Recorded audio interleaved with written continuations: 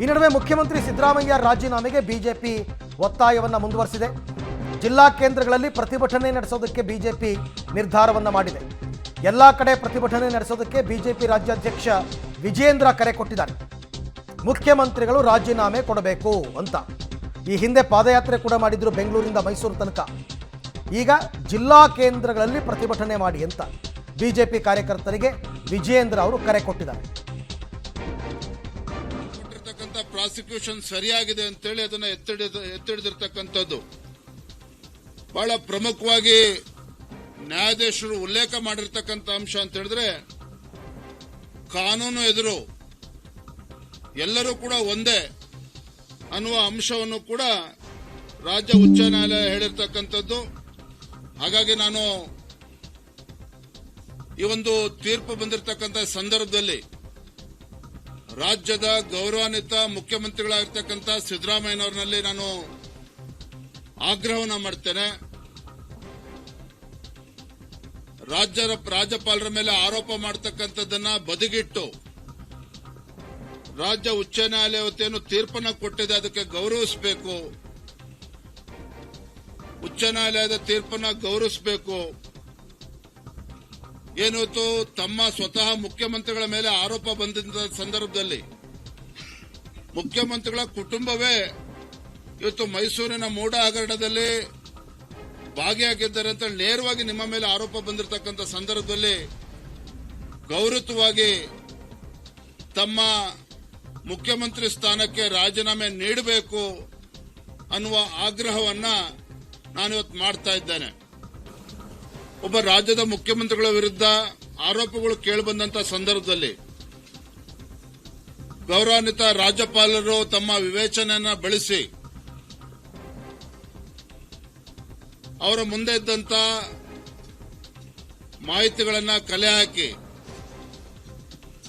ಎಲ್ಲವನ್ನೂ ಕೂಡ ಆಧಾರವಾಗಿ ಇಟ್ಟುಕೊಂಡು ಗೌರವಾನ್ವಿತ ರಾಜ್ಯಪಾಲರು ಮುಖ್ಯಮಂತ್ರಿಗಳ ವಿರುದ್ಧ, ಸಿದ್ದರಾಮಯ್ಯನವರ ವಿರುದ್ಧ ಪ್ರಾಸಿಕ್ಯೂಷನ್ಗೆ ಅನುಮತಿಯನ್ನ ಕೂಡ ನೀಡಿದ್ರು. ಏನ್ ಬೊಬ್ಬೆ ಹೊಡೆದ್ರು ಕಾಂಗ್ರೆಸ್ನವರು.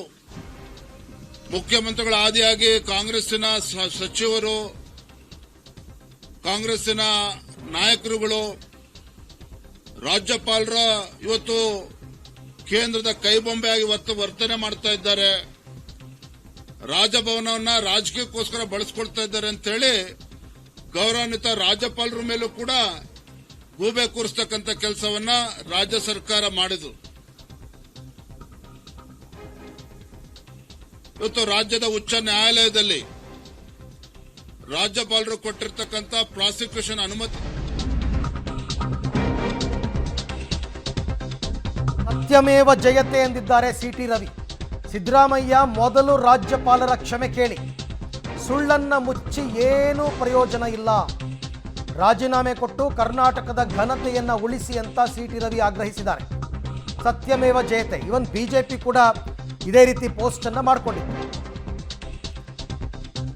ಅರ್ಜಿಯನ್ನು ಈಗಾಗಲೇ ಹೈಕೋರ್ಟ್ ವಜಾ ಮಾಡಿರೋ ಹಿನ್ನೆಲೆಯಲ್ಲಿ ನಮ್ಮ ಜೊತೆ ಸಿಟಿ ರವಿ ಅವರಿದ್ದಾರೆ. ಮುಂದಿನ ಹೋರಾಟ ಬಗ್ಗೆ ಮಾತಾಡ್ತಾರೆ. ಸರ್, ಈಗ ನಿಮ್ಮ ಹೋರಾಟಕ್ಕೆ ತಾರ್ಕಿಕ ಅಂತ್ಯ ಸಿಕ್ಕಿದೆಯಾ, ಬೆಲೆ ಸಿಕ್ಕಿದೆಯಾ ಅಂತ? ಮುಖ್ಯಮಂತ್ರಿಗಳು ರಾಜೀನಾಮೆ ಕೊಡೋದು ಒಂದೇ ಈಗ ದಾರಿ ಉಳಿದಿರೋದವರಿಗೆ. ದೊಡ್ಡ ದೊಡ್ಡ ಲಾಯರ್ ಎಲ್ಲ ಬಂದು ವಾದ ಮಾಡಿದ್ರು, ಎಳೆಯಾಗಿ ಬಿಡಿಸಿಟ್ರು. ಇವ್ರನ್ನ ಸಮರ್ಥನೆ ಮಾಡಿಕೊಳ್ಳುವಂಥ ಎಲ್ಲ ಅವಕಾಶವನ್ನು ಕೂಡ ಬಿಟ್ಕೊಡ್ಲಿಲ್ಲ.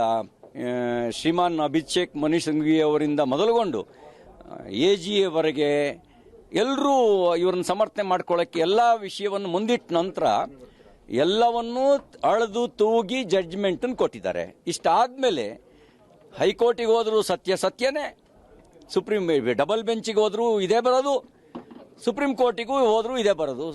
ಗೊತ್ತಿಲ್ವಾ ಸಿದ್ದರಾಮಯ್ಯನವರಿಗೆ? He is also one of the law graduate. He know everything.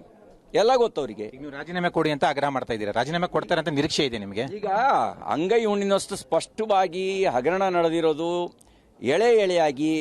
ಆ ತಾಯಿ ಲಕ್ಷ್ಮೀ ಅಯ್ಯಂಗಾರನ ವಧ ನೋಡಿದ್ರ ನೀವು? ರಾಗವನ್ನು ಹೆಂಗೆ ಬಿಡಿಸಿಟ್ರು ಅಂತ ಹೇಳಿದ್ದೀರಾ? ನೋಡಿದಿರಲ್ವಾ? ತುಷಾರ್ ಮೆಹ್ತಾ ಅವ್ರವ್ರದೆಲ್ಲ ನೋಡಿದಿರಲ್ಲ. ನೋಡಿದ್ಮೇಲೆ ಇನ್ನೂ ಮುಚ್ಚಿಟ್ಕೊಳ್ಳೋಕೆ ಎಲ್ಲಿದೆ ಜಾಗ? ನೀನು ಮುಚ್ಚಿಟ್ಕೊಳ್ಳೋಕ್ಕಾಗಲ್ಲ. ಇದ್ರ ಜೊತೆಗೆ ವಾಲ್ಮೀಕಿ ಹಗರಣನೂ ಸುರುಳಿ ಸುತ್ತಕೊಂಡಿದೆ. ಅರ್ಕಾವತಿ ಹಗರಣನೂ ಕೂಡ ಕಾಲಿಂದ ತಲೆವರೆಗೂ ಸುತ್ತಕೊಂಡಿದೆ. ಇಂಥ ನೂರಾರು ಹಗರಣಗಳಿದಾವೆ. ACB ಇಲ್ಲಿ ಮುಚ್ಚಾಕೊಂಡವೆಲ್ಲ ಹೊರಗೆ ಬರ್ತವೆ ಅನ್ನೋ ಭಯ ಅವರಿಗೆ ಅಷ್ಟೇ. ರಾಜೀನಾಮೆ ಕೊಡಿ ಅಂತ ಹೋರಾಟ